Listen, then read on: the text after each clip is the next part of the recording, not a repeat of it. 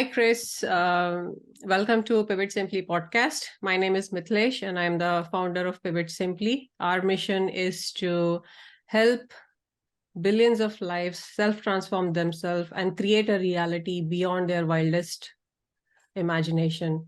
And I wholeheartedly welcome you here. We have been really looking for someone from this space who can help our audience, in implementing cybersecurity. So welcome to the today's episode. Thank you very much. Yeah. So I have a few questions for you, Chris, and this is our audience is primarily SMEs. So I would like to know from you, that especially in SME space, not many entrepreneurs, they take cybersecurity seriously, until they face a situation.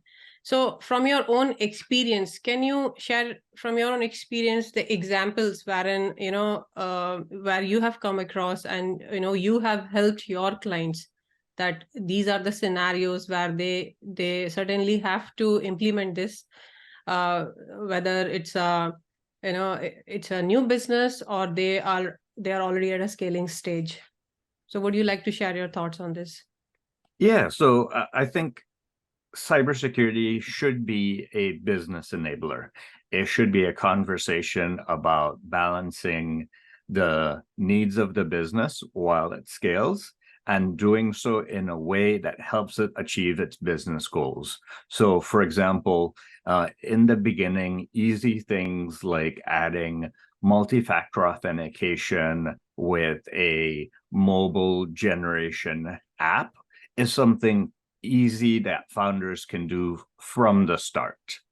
And then as they begin to scale, they can start to segment the different processes that they create and do so in a way that they're controlled, and they create a zero trust environment from the beginning.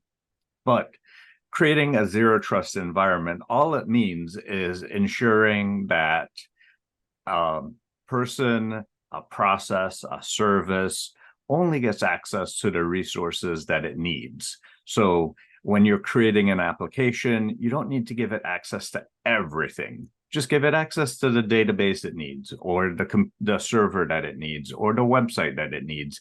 And you create these little pockets so that everything only gets access to what it needs. And if there is an incident, that blast radius of the incident is really just captured in that little segment. And if you add things like multi-factor authentication and that limitation, it really helps control any threat actor's ability to pivot in the environment from segment to segment to segment. Okay, so that's really interesting to know. So, like you mentioned about that, that's a great thing. Like you said, you don't have to give the full access. You can really limit that access depending on the roles of, the resources or the team. When people in digital space, they are going for, say, creating any having their own LMS website. Mm-hmm. So it normally has its multi-factor authentication process, where you can sync it with your mobile, and and there is some level of security in place by the platform provider. Now, how do we implement the solution which you are suggesting? How we can go about it? So when you think about an LMS, there's a couple different ways that it could be implemented. The first way is software as a service, and this is what most people might start with an LMS, like a Teach Me website or something like that. Yeah. Well, in the back end of that Teach Me website, they might have some roles, like an editor role or an admin role. And when you're adding your different employees to these, you want to add them with those role-based access controls. That way you limit if their account gets hacked or gets compromised, it only is able to do what that role is able to do. The next thing is, as you configure access for your clients to these classes that they get, in the back end, you can also configure what they might be able to do, what classes they might be able to access. So those are the things that you want to consider. Now, if you're larger, you might implement it in a what's called platform as a service. And this is where you might have your own WordPress with a PHP background, and you have to install your application. Now, this is where role-based access control becomes more critical. For example, you'll have a service for backup, you'll have a service for your different users. This is where you especially want to configure and limit your access. You want to make sure that you have regular updates, regular backups, and test these backups to ensure that they work.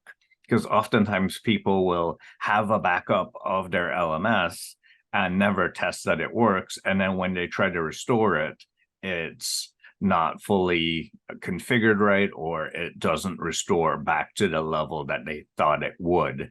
And it really sets their business back a long time if something were to happen. Yeah, absolutely. Because especially with the backups, like where when we take backup, we just keep that file. We don't try to restore and see that whether the backup is working, whether that file is not corrected, or that whether that file is updated also, whether we have the recent backup. So 100%, like people do ignore these things. They probably, most people, they keep these things on low on priority, focusing on other things. And this is a critical part of what's called an incident response plan. And when you create your incident response plan, you want to be able to document every single step of the backup, the restore, the configurations, any custom changes that you made to your LMS, your website, that's tailored to your business, because the platform as a service or software as a service, they'll just restore back to a template. And if you don't remember the configurations that you made, you'll end back up where you started on day one, and that might not be optimal for your business. Oh yes, of course, like it'll be more work to do. Yeah, I mean, yeah, what you are telling is absolutely makes sense. But yeah, like and when you're saying this, I was also trying to recall that because we have got website, we have got LMS as well. I was trying to recall as well that so we have got auto backup in place, which website platform builder, it platform where we have got it, they do it. So we have got a service for that. But like having these things under one umbrella would be great, like different things to implement. Yeah, so that's really, yeah, thanks for sharing this. I have another question for you, and especially SMEs. So SMEs, especially when someone is starting a business, they don't have that much of budget. I mean, they do have budget constraints. So can you suggest us the cost-effective way for SMEs, budding entrepreneurs, so that they implement this, this important thing they need for their business, cybersecurity, from the very beginning? They don't kind of, underestimate this part. So most of the time, it's the budget constraint which stops SMEs. So can you please suggest some, ways and strategies? Well, some of the strategies might be having someone that is cybersecurity focused on your board of advisors. And you might have a board of advisors that is based on equity of your business, where you give them a small share of the potential equity of your business or profit sharing.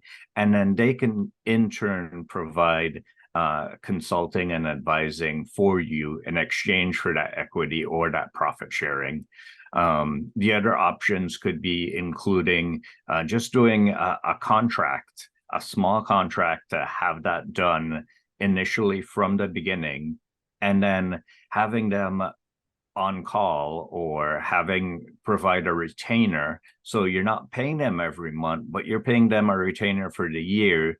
In case you need them, you have 40, 60 hours of time for the year that's prepaid or paid in small chunks over the year, so that you can have them be able to come and provide assistance when they need, or ensure that you're doing regular maintenance and you're doing regular updates throughout the year to ensure that things are going smoothly all the time. Okay, that makes sense. Yeah, thank you for sharing this, Chris. I have another question. And this is something which I'm speaking from my experience as well, and let me know whether it's relevant as well. So a lot of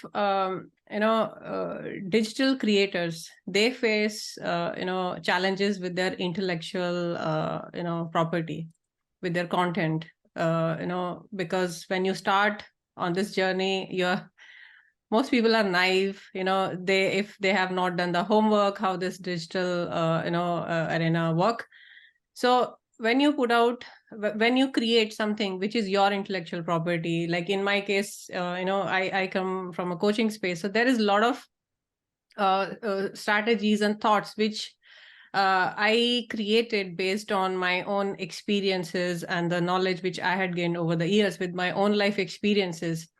So, when I started putting out those content, encouraging others in coaching space, even for coaches as well, to embrace vulnerability, it's very important, one of those factors. Now, this is, one of the things, staying in alignment within yourself while creating anything in life, in your business, and then, working with the nature leadership. So this is something which a lot of it comes from the part of life journey. Now, likewise, there are many content creators. They create something which is uniquely, which is unique to their own life experiences. But then they face this challenge that often in digital space, your content would be replicated, and especially if it goes viral, then you will see different versions of it coming out. I mean, obviously, it's really hard to control that. But how do we protect intellectual property from the very beginning? If any insights you can share, please. Well, my recommendation there, and it's something that myself as a content creator has faced, is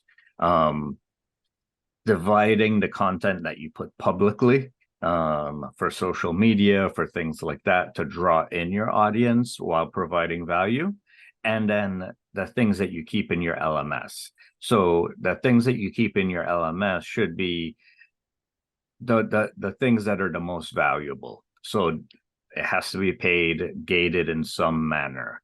While the things that you provide value to draw in your audience and to align with your audience, it will have value, but there is the potential for it to be replicated. So you have to think about that.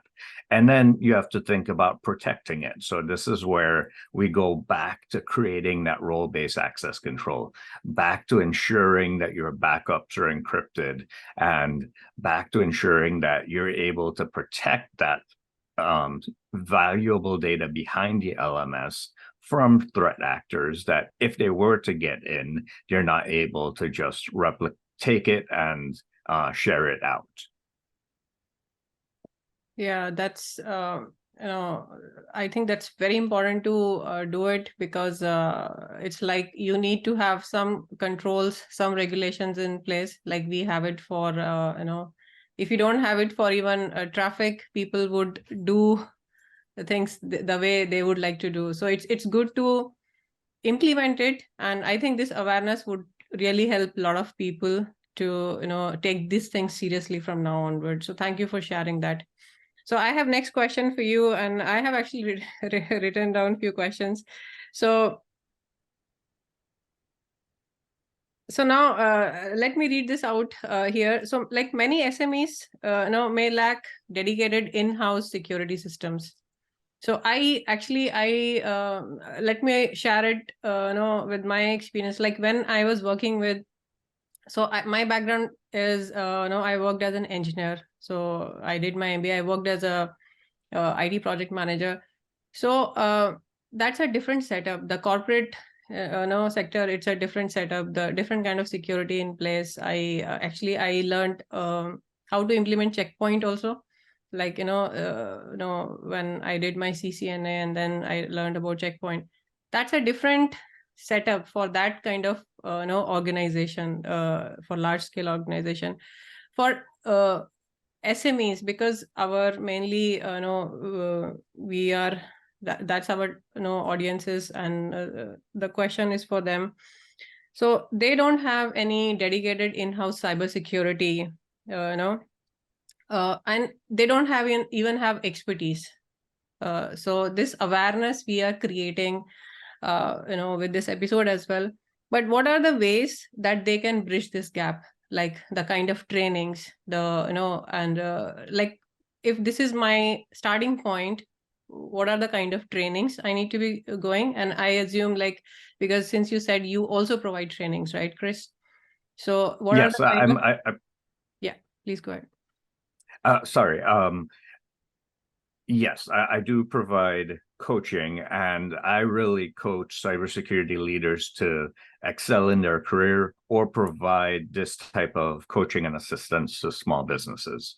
So many of these small businesses, they might not need a checkpoint because they're using software as a service most of the time. They're using vendors to provide this. One of the ways that they can bridge this gap is by using what's called managed security providers. And what they'll do is either they'll bring those websites and systems in-house to help manage them as both an IT service provider as well as a security provider, or you could have a separate dedicated managed security provider look at those systems. Now, they'll provide basic overwatch to ensure that things are going well. And if they notice anything out of the ordinary, typically that's where they'll escalate back to the business to say, hey, we noticed something that isn't going right. You might want to look at this. And then they might also provide some extra consulting around helping that. So that's one option. The other option for, you mentioned traffic and things like that, is putting your content, your website, your LMS behind a CDN or a content distribution network like Cloudflare or something similar that will help provide some extra protection ahead of time, like a checkpoint might, to provide that extra layer. And they're the ones that kind of block that malicious traffic, block that bot traffic from getting to your website, from getting to your LMS, and kind of help provide that extra coverage. Yeah, I mean, I have heard about Cloudflare. Like this is really useful. Do you suggest, like, especially for websites, to go for plugins? Like, not many people are currently using like WordPress websites. They mostly they outsource it. But then, do you suggest those things also bringing in place?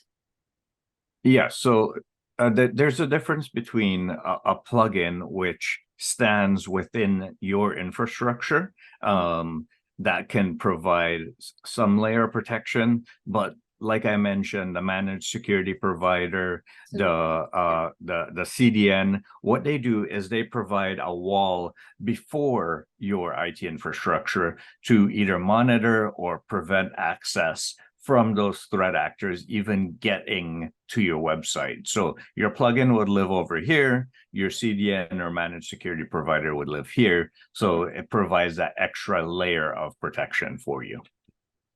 Yeah. Is it like it creates a zone? It's like a zonal security, am I like yes. I read so, about it. Yeah. Yeah, so all the traffic has to pass through your CDN or your managed security provider, usually before it goes to your website or your LMS. Okay, thanks for sharing this. And also, I have a final question here, Chris. Since you've been supporting many businesses, would you like to share like how businesses can connect with you, how you can help them out? What are the services, services, coaching you are providing? So we would like to know more about, your business so that they can get help from you. Absolutely. They can scan their QR code right there that kind of goes to my contact information, or they could go to cpf-coaching.com and they can find more information there. Okay, great. And thank you for your time, Chris. That's all, we have, and I'm really, really honored and thankful for your presence here. And we get to, know a lot about cybersecurity, and that first-hand, knowledge and awareness which a business entrepreneur they need to progress, in implementing the security for their own businesses. So thank you so much for creating this awareness, and I'm hoping more and more people will connect with you and get support from you directly.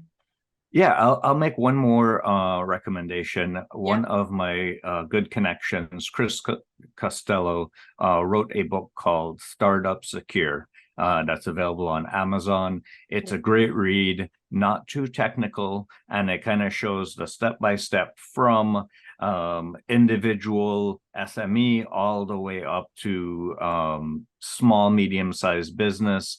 Of the little things that they can add on the way so that they start up secure. Great. I'm sure people would read that. And if you have a, if you can share the name and author, we would also share with in our description section. That'll be Absolutely helpful for the audience. So thank you so much, Chris. It was lovely talking to you, and I wish you all the best for your business and all the service you are providing, the difference you are providing in the world. So thanks for your time. Thank you so much.